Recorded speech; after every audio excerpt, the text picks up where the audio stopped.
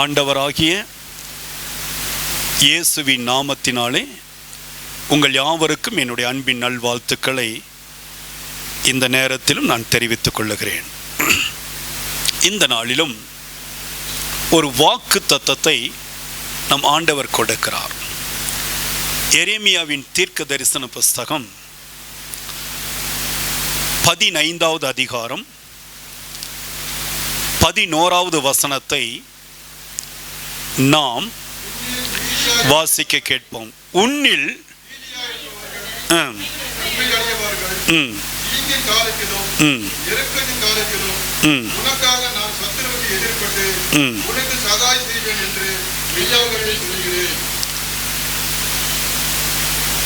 இஸ்ரவேல் கோத்திரத்தார் 12 கோத்திரம். கவனிங்க, 12 கோத்திரம்: ரூபன், சிமியோன், யூதா, செபுலோன், இசக்கார், தான், காத், ஆசேர், நப்தலி, எப்ராயிம், மனாசே, பென்யமீன். இந்த 12 கோத்திரத்திலே 12வதா இருக்கிற பென்யமீன் கோத்திரத்தின் அந்த பென்யமீன் தேசத்தில் கோத்திரத்தில் அந்த தேசத்தில் இருந்ததான ஆனதோத் என்கிறதான ஆசாரியர்களில் ஒரு மனிதன், அவன் பெயர் எரேமியா. எரேமியாவுக்கு கர்த்தருடைய வார்த்தை உண்டாகுகிறது. எரேமியாவோடு தேவனாகிய கர்த்தர் பேச ஆரம்பிக்கிறார். எரேமியாவோடு பேசின தேவன் தன்னுடைய ஜனங்களுக்கு சில காரியத்தை சொல்லிக் கொடுக்கிறார். என்ன சொல்லுகிறார்? இங்கே பார்க்கும் பொழுது அதிலே 15வது எரேமியா 15வது அதிகாரம்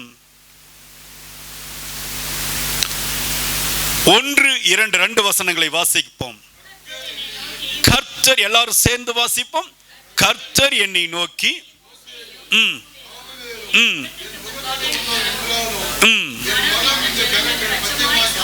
சாராது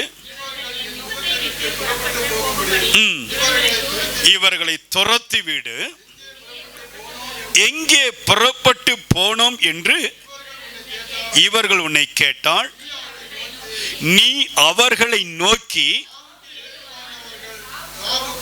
சாவுக்கு ஏதுவானவர்கள் சாவுக்கும், பட்டயத்திற்கு ஏதுவானவர்கள் பட்டயத்திற்கும், பஞ்சத்திற்கு ஏதுவானவர்கள் பஞ்சத்திற்கும், சிறையிருப்புக்கு ஏதுவானவர்கள் சிறையிருப்புக்கும் நேராய் போக வேண்டும் என்று கர்த்தர் உரைக்கிறார் என்று சொல்லு. அருமையான தேவ ஜனங்களே, கர்த்தருடைய வார்த்தை என்ன கற்றுக் கொடுக்கிறது? எரேமியா மூலமாக தேவனுடைய பிள்ளைகளுக்கு ஒரு ஆறுதலை கர்த்தர் கொடுக்க விரும்புகிறார். அதிலே எரேமியாவோடு கர்த்தர் பேசிக்கொண்டே இருக்கிறார். இந்த கூட்டத்தை நான் பார்க்கிறேன். இந்த கூட்டத்திலே பல குறைகள் காணப்படுகிறது.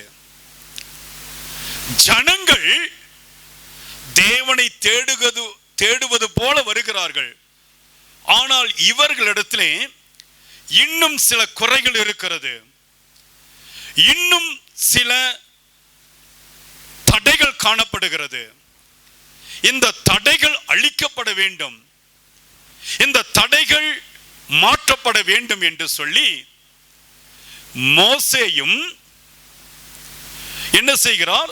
சாமுவேலும் தேவனுடைய சமூகத்திற்கு முன்பதாக சென்று போராடி ஜெபிக்கிறார்கள், போராடுகிறார்கள், கர்த்தரோடு போராடுகிறார்கள். மனுஷனோடு அல்ல, தேவனோடு போராடுகிறார்கள். இந்த ஜனங்களுக்கு ஏதாவது ஒரு நன்மை நடக்க வேண்டும் என்று சொல்லி ஆனால் கர்த்தருடைய கோபம் அதிகமாய் காணப்படுகிறது. ஆண்டவர் என்ன சொல்லுகிறார்? சாவுக்கு ஏதுவானவர்கள் சாவுக்கு ஒப்பு கொடுக்க வேண்டும். பட்டயத்திற்கு ஏதுவானவர்கள் பட்டயத்திற்கு ஒப்பு கொடுக்க வேண்டும். பஞ்சத்திற்கு ஏதுவானவர்கள் பஞ்சத்திற்கு ஒப்பு கொடுக்க வேண்டும். சிறையிருப்புக்கு நேராய் இருக்கிறவர்கள் சிறையிருப்புக்கு நேராய் போக வேண்டும். இதனுடைய அர்த்தம் என்ன? நாம் என்ன காரியத்தை செய்கிறோமோ அந்த காரியம் நமக்கு நேராய் வந்து நிற்கும். அருமையான தேவ மனிதன் சொன்னார்ல, தேவனுடைய அபிஷேகம் தாவீதுக்கு மேலாக வந்து இறங்கின பொழுது ஒரு புதிய வல்லமை தாவீதை பற்றி கொண்டது.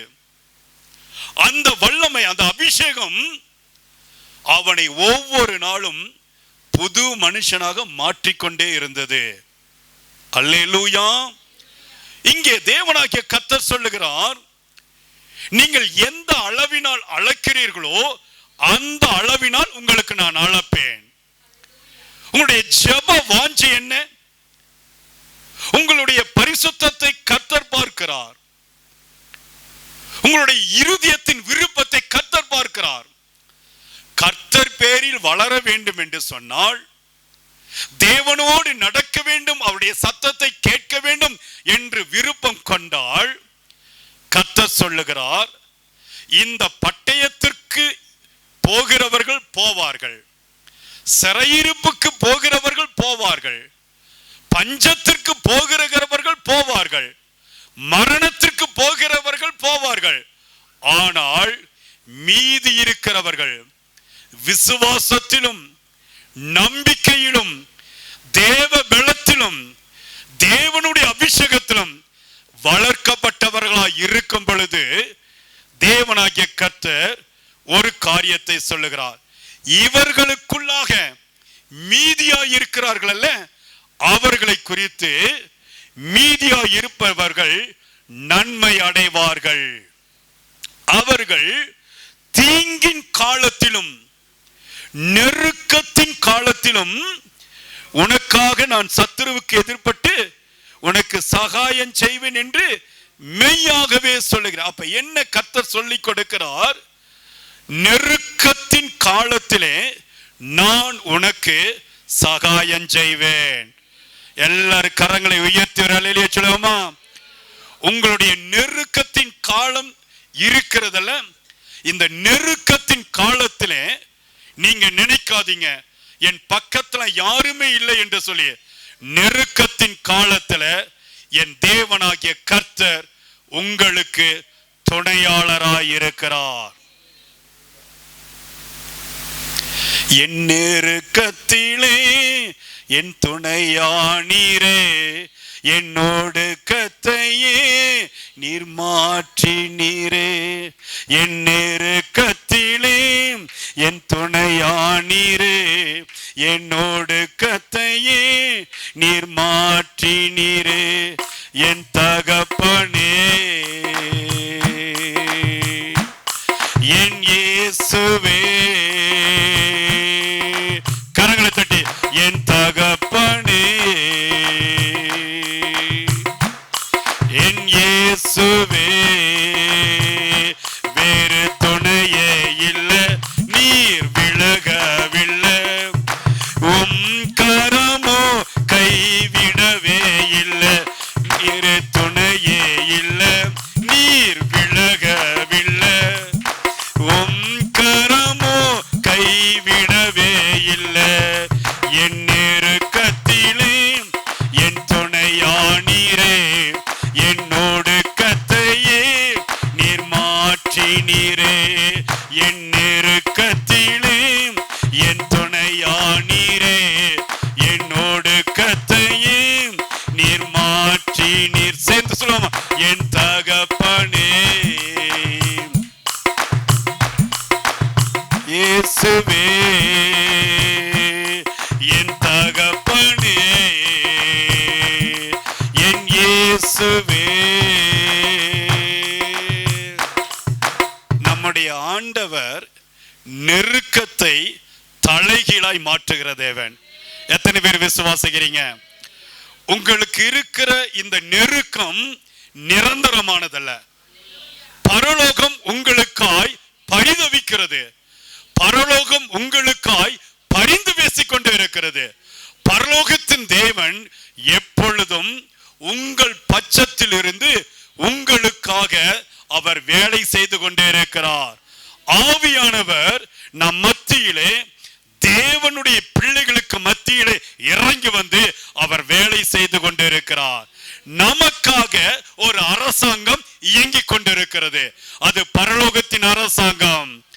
அதனுடைய ராஜாவா இருக்கிற ஆண்டவராகிய இயேசு கிறிஸ்து என்றைக்கும் நமக்காக பிதாவினுடைய வலது பாரிசத்திலே நின்று அவர் பரிந்து பேசிக்கொண்டே இருக்கிறார். உங்கள் நெருக்கத்தை பார்த்து கர்த்தர் சும்மா விடுகிற தெய்வம் அல்ல, உங்களை அதிலிருந்து விடுவிக்கிறவராயிருக்கிறார். அல்லேலூயா. உங்கள் நெருக்கத்தில் இருந்து உங்களுக்கு சகாயம் செய்வேன். கர்த்தர் இன்றைக்கு வாக்குத்தத்தத்தை கொடுக்கிறார். புதிய ரத்தம் இன்றைக்கு திருச்சபைக்கு மேலாக அது ஊற்றப்படுகிறது. தேவனுடைய பிள்ளைகளுக்கு மேலாக இந்த புதிய ரத்தம் இறங்கி வருகிறது. இந்த அபிஷேகிக்கப்பட்ட ரத்தமானது, இந்த புதிய ரத்தமானது இன்றைக்கும் வாழ்க்கையில் இருக்கிற தோல்வியை மாற்றி போடும். இந்த புதிய ரத்தமானது உங்க வாழ்க்கையில் இருக்கிற பலவீனத்தை மாற்றி போடும். இந்த புதிய ரத்தமானது உங்களுடைய சரீரத்தில் இருக்கிற வியாதிகளை எடுத்து போடும். இந்த புதிய ரத்தமானது உங்களுக்கு விரோதமாய் கிரியை செய்து கொண்டிருக்கிற எல்லா சத்துருவின் வல்லமைகளுக்கும் கர்த்தர் உங்களை விலக்கி காத்துக் கொள்ளும்படியாய் உங்கள் பட்சத்தில் இறங்கி வந்திருக்கிறார். பிசாசுங்களோடு நின்று போராட முடியாது, சத்துருங்களோடு நின்று போராட முடியாது. ஒரு புதிய ராஜ்யத்திற்குள்ளாக, ஒரு புதிய அரசாங்கத்திற்குள்ளாக, ஒரு புதிய வல்லமைக்குள்ளாக தேவனாகிய கர்த்தர் உங்களை அழைத்துக் கொண்டு வந்திருக்கிறார். உங்களுக்குள்ளாக அந்த வல்லமை இன்றைக்கும் கிரியை செய்து கொண்டே இருக்கிறது. அந்த வல்லமை ஆளுகை செய்து கொண்டே இருக்கிறது. நீங்க பயப்பட தேவையில்லை. உங்கள் நெருக்கத்தை இந்த உலகத்துல யார் பார்க்கிறார்களோ இல்லையோ, தேவனாகிய கர்த்தர் பார்த்து கொண்டே இருக்கிறார். அல்லேலூயா. பயப்படாதிருங்க. எரேமியா தீர்க்க தரிசன புஸ்தகத்திலே 17வது அதிகாரத்திலே சில வசனங்களை நான் உங்களுக்காக காண்பிக்கிறேன். வாசிங்க. 17 5வது வசனத்தை வாசிப்போம். எல்லாரும் சேர்ந்து வாசிப்போம். மனுஷன் மேல்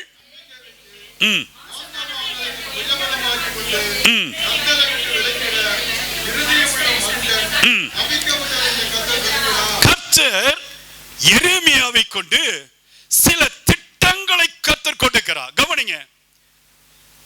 இப்பொழுது ஊழியக்காரர் பேசினார்ல, தாவீதுக்கு மேலாக இருந்த அபிஷேகம்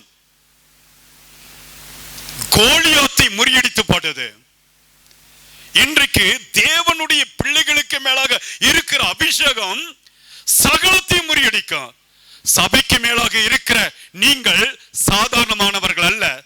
சபையில உட்கார்ந்து இருக்கிற நீங்கள் ஏதோ பொழுதுபோக்குக்காக வந்து அமரவில்லை. மாறாக இங்கே திருச்சபையிலே சபைக்கு மேலாக இருக்கிற ஒவ்வொரு பிள்ளைகளுக்கு மேலாக, சிறு குழந்தைகளுக்கு மேலாக, வாலிப பிள்ளைகளுக்கு மேலாக, முதியவர்களுக்கு மேலாக அந்த வல்லமை பரலோகத்திலிருந்து ஊட்டப்பட்டு கொண்டே இருக்கிறது. அல்லேலூயா. அப்போ உங்களுக்குள்ளாக வல்லமை தேங்கி கிடக்கிறது. உங்களுக்குள்ளாக வரங்கள் கிரியை செய்து கொண்டு இருக்கிறது. நீங்க சாதாரணமானவர்கள் அல்ல. You are not ordinary person. கர்த்தர் சொல்லுகிறார், உங்களுக்குள்ளாக இந்த அபிஷேகம் ஒவ்வொரு நாளும் கிரியை செய்து கொண்டே இருக்கிறது. இந்த அபிஷேகத்தை நீங்க விட்டு விடாதபடி ரொம்ப ஜாக்கிரதையா இதை பற்றி கொள்ள வேண்டும். அல்லேலூயா. எல்லாரும் சேர்ந்து கரங்களை உயர்த்திக் கொள்ளுங்க. எல்லாரும் சேர்ந்து சொல்லுங்க, என்னுடைய அபிஷேகம் எனக்கு மேலாக, என் தலைக்கு மேலாக இறங்கி கொண்டே இருக்கிறது. இந்த அபிஷேகத்தை நான் பெற்றுக்கொண்ட மனிதனாக ஆண்டவர் என்னை வைத்திருக்கிறார். நான் பயப்பட மாட்டேன். இந்த அபிஷேகத்தை வைத்துக் கொண்டு கர்த்தர் சொல்றாரு, மனுஷன் மேல் நீங்கள் நம்பிக்கை வைக்க கூடாது.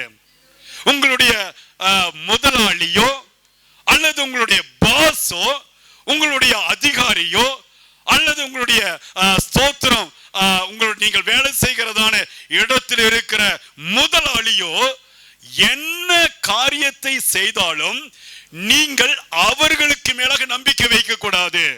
அல்லேலூயா. சில நேரத்தில் முதலாளி கொடுப்பான், அரசாங்கம் கொடுக்கும், சில நன்மைகள் கடந்து வரும், கடந்து வராமல் போக இருக்கு. இது உலகத்தில் இருக்கிற அரசாங்கத்தினுடைய இயல்பு. ஆனால் நம்மை இயக்கி கொண்டிருப்பது பரலோகத்தின் அரசாங்கமாய் இருக்கிறது.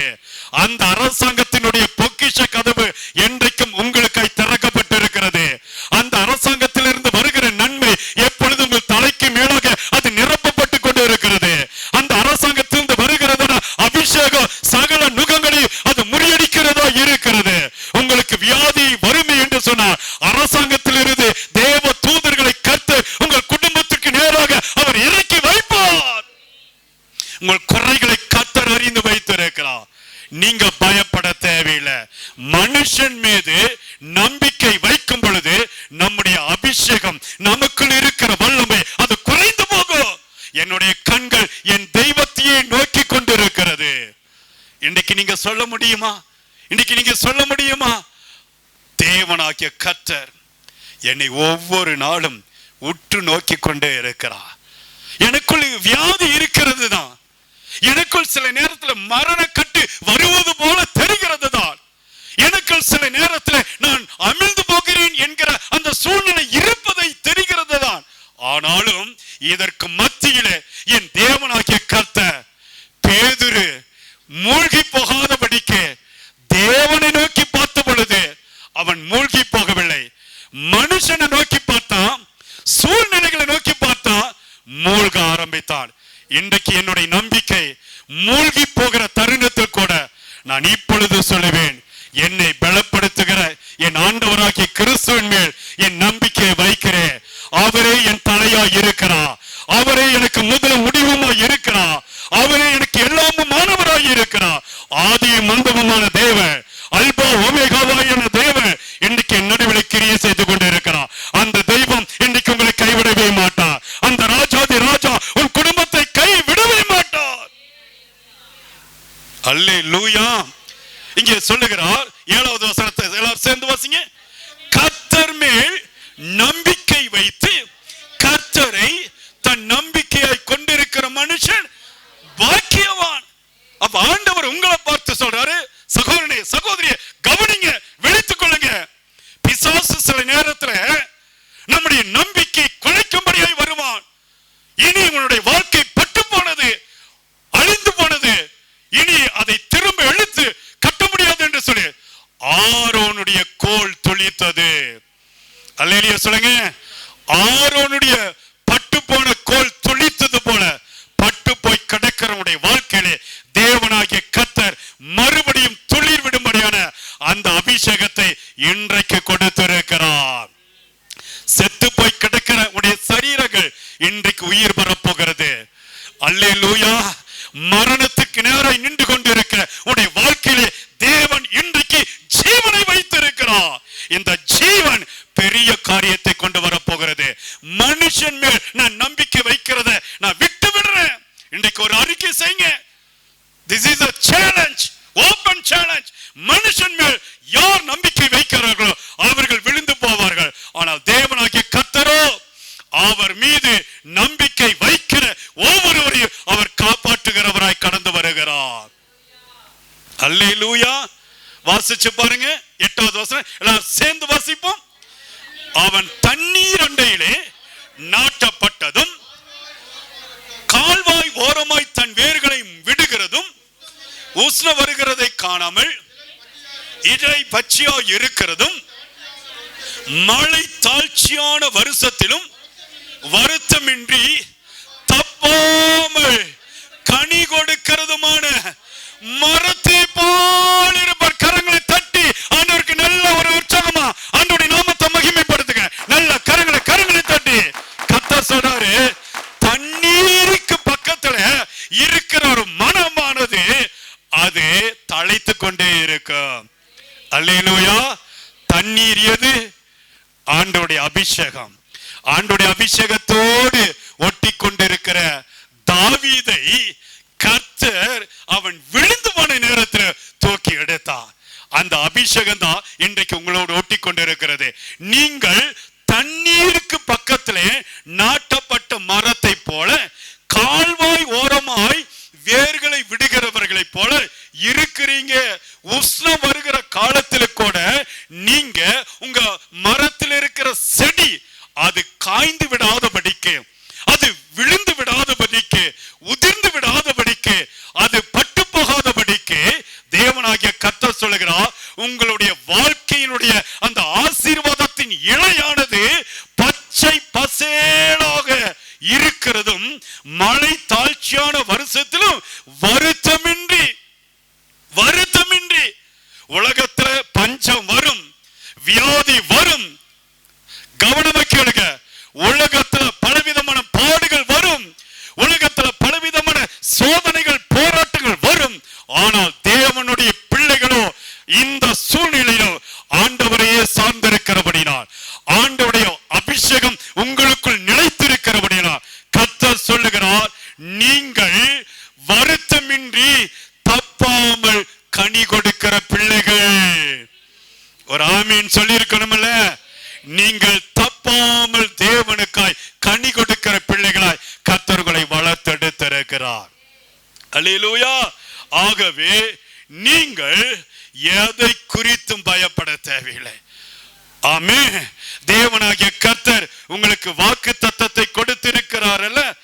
நீங்கள் நெருக்கத்தின் காலத்திலும் உனக்கு சகாயத்தை செய்ய போகிறேன். இன்றைக்கு உங்களுடைய வாழ்க்கையுடைய நெருக்கம் என்ன? இதை கர்த்தரிடத்துல சொல்லுங்க. மனுஷனிடத்துல சொல்லி அவங்க பாவன்னு சொல்லுவாங்க. பல நேரத்துல உங்களை பார்த்து பரிதாபப்படுவாங்க. சில நேரத்துல அவங்க உச்சி கொட்டுவாங்க. ஐயோ அப்படிங்களா அப்படிமாங்க ஓடி போயிருவாங்க.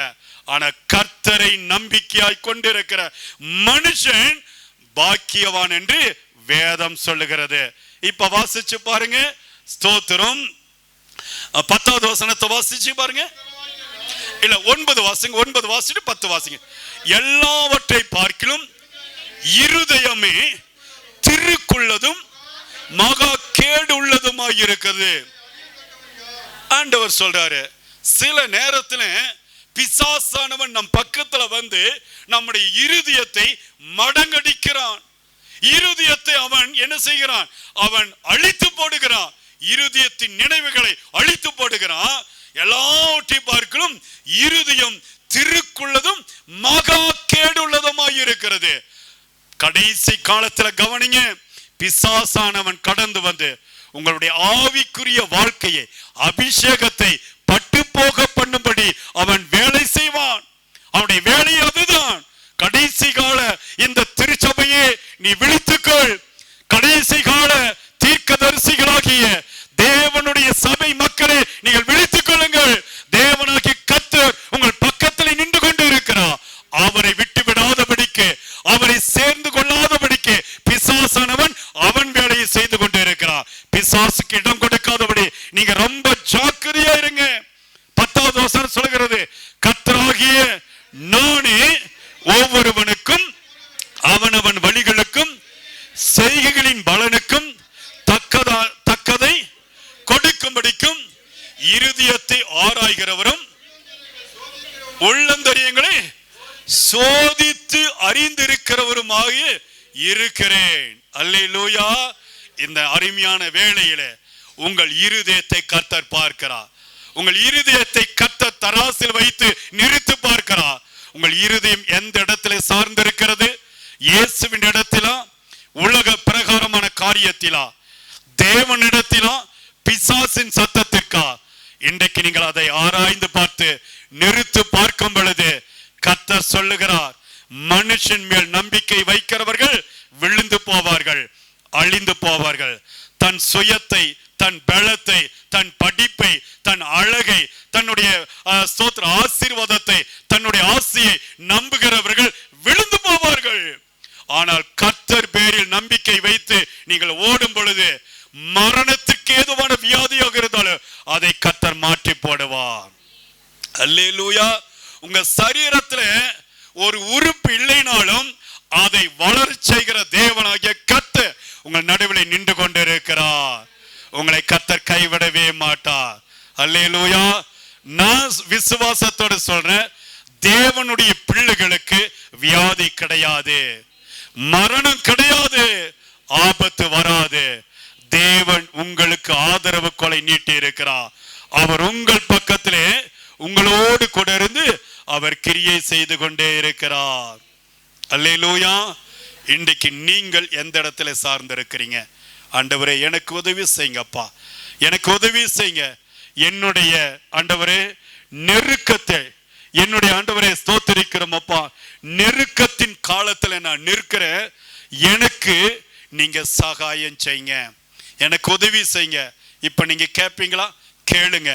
இன்னைக்கு இருக்கிற நெருக்கம், உங்க வாழ்க்கையில் இருக்கிற நெருக்கம் உங்களை விட்டு மாறி போகும். எல்லாரும் நாம் எழுந்திருப்போம்.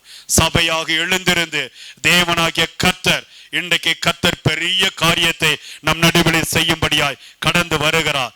எரேமியா தீர்க்கதரிசியோடு கர்த்தர் பேசி தன்னுடைய ஜனங்களுக்கு ஒரு வழியை திறந்து கொடுக்கிறார். அந்த தகப்பன் இன்றைக்கு உங்கள் மத்தியிலே கிரியை செய்து கொண்டே இருக்கிறார். அவர் உங்களை கைவிடவே மாட்டார்.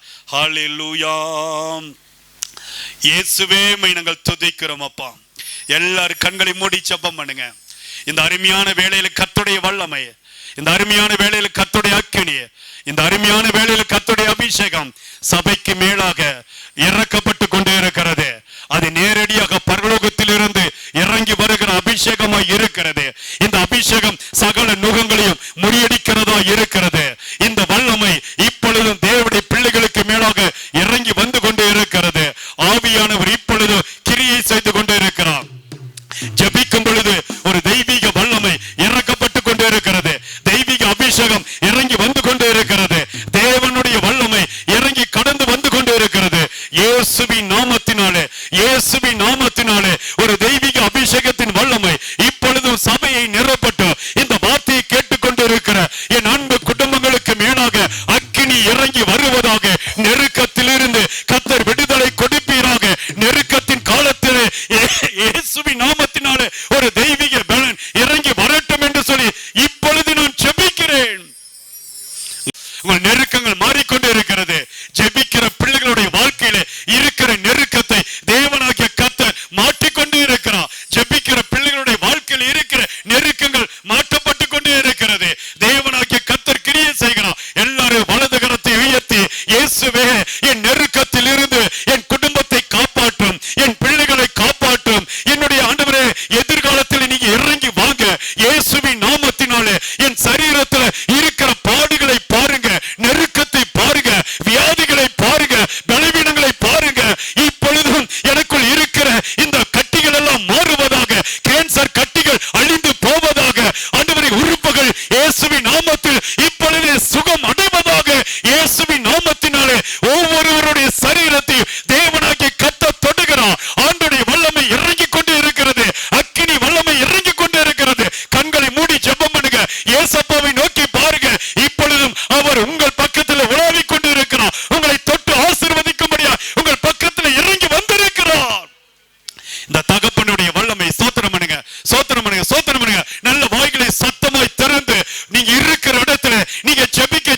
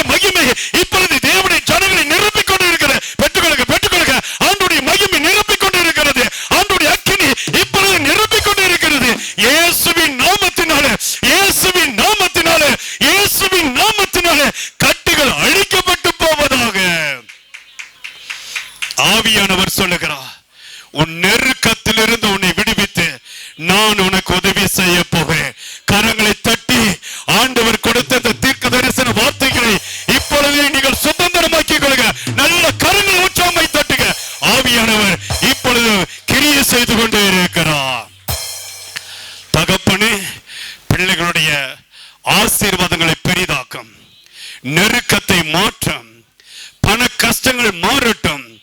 இவர்கள் செய்கிற வேலைகளை ஆசீர்வதியும், வியாபாரங்கள் தொழில்களை ஆசீர்வதியும், கடைகளை ஆசீர்வதியும். இவருடைய குடும்பங்களிலே சமாதானம் உண்டாகட்டும். பலவீனத்தை மாற்றுங்க, கேன்சர் கட்டிகள் மாறட்டும். ஆண்டவரே, வயிற்றில் இருக்கிற கிட்னி பிரச்சனை எல்லாம் மாறட்டும் இயேசுவின் நாமத்தில். குடல்களில் இருக்கிற அடைப்புகள் எல்லாம் மாறுவதாக இயேசுவின் நாமத்தில். இரத்த குழாய்களில் இருக்கிற அடைப்புகள் இயேசுவின் நாமத்தில் மாறுவதாக. கர்த்தாவே, ஆண்டவரே, எங்கள் அன்பு குடும்பத்தின் பிள்ளைகளுக்கு நல்ல சுகத்தை பலத்தை கொடுங்க.